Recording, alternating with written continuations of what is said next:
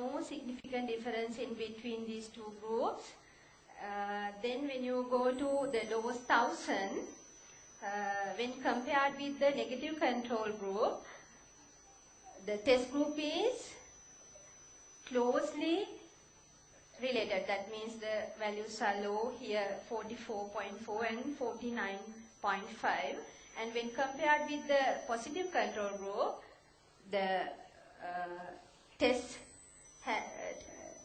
group and the positive control group, there is a significant difference. And the p-values here, it is less than 0.5.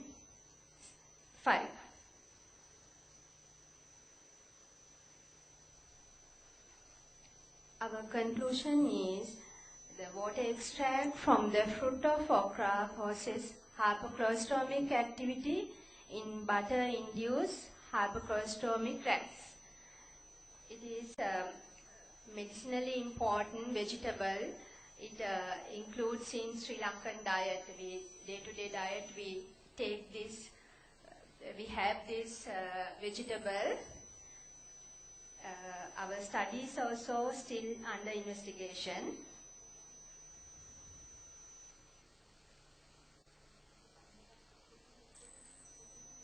I owe my special thanks to Professor J.Wijayabandara, who directed me for this study, and Dr. J.Wijayabandara, who given the financial assistance, and staff of the animal house and the Department of Biochemistry, TRI, Kalawakale.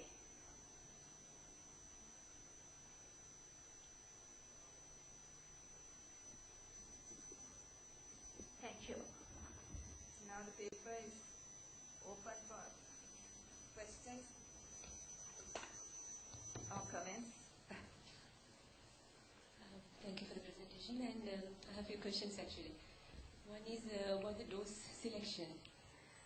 How did you just select 500 milligrams per kg, and did you just consider the therapeutic dose or just arbitrarily use 500 milligrams? Actually, first when I started from the hypoglycemic effect, then we decided that normally in day-to-day dish we take around 1 pot dough, 1.5 pot when you consider a single person.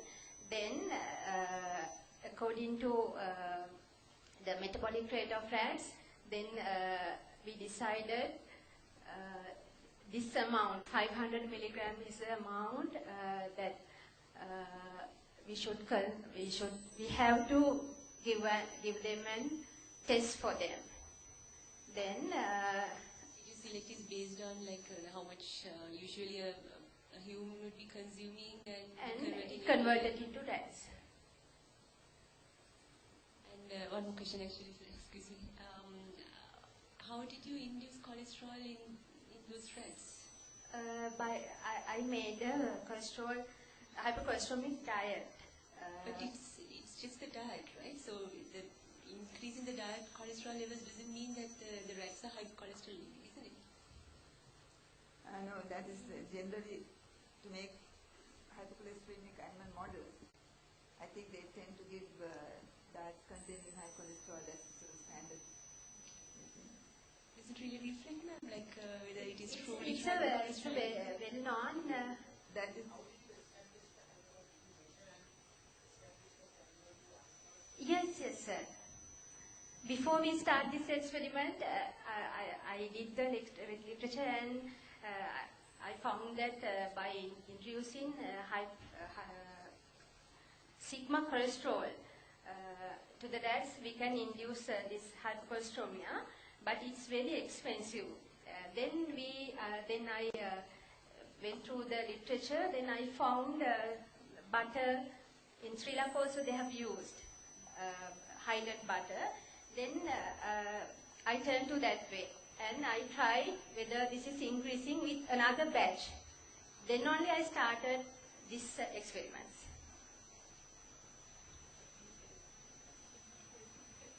What about? Sorry. I didn't. How do you translate into human? The dose of butter that we have to eat to get this hypocholesterolaemic. That means, it's like that normally we give the WHO recommended feed to the cat. Here I have done, what I have done is, I add 10% of butter. That means if you take 5 kilograms of rat feed, according to that measurement, 10% remove. And add that amount of butter into that diet and mix it well and give it to the animals. In one experiment you showed that if you didn't have butter, but you had the WHO diet, then there was no difference between the okra and that. That is the dose of 500 only. The dose which has answered is 1000 milligram per kilogram. That can be happen according to when you increase the dose. Sometimes it is answering, sometimes not. In my case, it answered when I increase the dose. Yeah, that the 500 dose must be not sufficient to make lower the condition. So 500 milligrams to get 500 milligrams, how many bandakas that you have to pulverize and it's actually 8 gram I got from 1 kilo. Sometimes it's moving because when you are freeze drying, when you collect the extract, normally most of the time when you start from 1 kilo of okra, you will get the yield around 8 grams. And my second question is now, bandaka has a problem that it matures and you have to throw it off. Yeah. Now how do you make sure what the, how tender this was, whether this effective? Matured one, of course, when you cut, you get the feeling that it's mature, you have to remove it. Actually, the young ones only I collected for this study.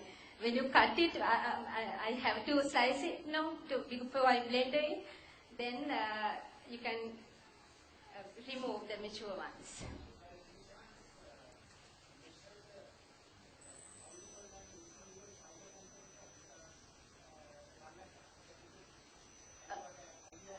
Yes, I have done. I don't have the data as yes, I have done it.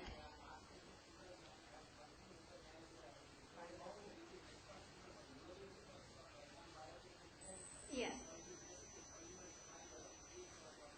Actually, it's not the soluble part because when you take the extract to the mucilaginous part, only I'm taking by filtering it nicely. Yeah.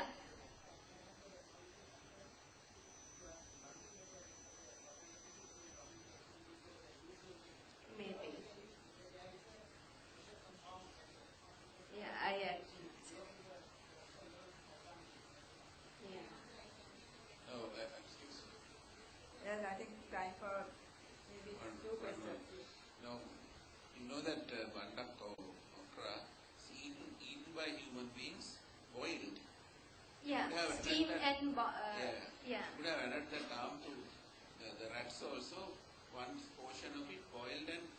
I tried that. Also, they are not consuming. They don't like to eat it. I tried. Now, sorry, can I ask a question? What type of bandaka did you use? Was it green bandaka? Green one, madam. Green one. Green variety. I went to Hypocolesterolaemic and they set me to the way to recognize it. The short and dark green color ones I selected from the market. Yeah. Some other one is there at Dala one, I didn't select that one, and red color one is also there, I didn't select that. Only the short and green color one. Any other questions? One more.